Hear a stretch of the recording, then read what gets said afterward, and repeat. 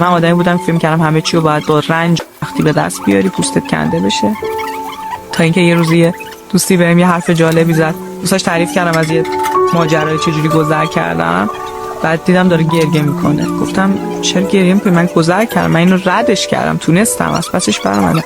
تو قرار نیستش که برای اینکه رشد کنی تا این حد زخمی بشی. آدمی که بالای قله است نباید یه روح زخمی و یک روان متلاشی شده داشته. وقتی را در چنان حاله ای از رمز و راز فرو نبریم که خود درمانده شناخته شویم. خوشبختی را چنان تعریف نکنیم که گویی سیمرغی باید آن را از قله قافی بیاورد. خوشبختی عطر مختصر تفاهم است که اینک در سرای تو پیچیده و عطریست باقی که از آغاز تا پایان این راه همیشه میتوان بویدش. خوشبختی را ساده بگیریم ای دوست. ای دنیا، تو را در آغوش نتوان گرفت. بادهایت، ابرهای خاکستری پهناورت، مه و غبارت که در می‌غلطند و برمی‌ریزند.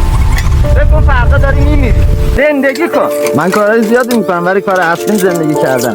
خب نابغه همه زندگی میکنن. نه اصلا تو داری زندگی میکنی اینجوری؟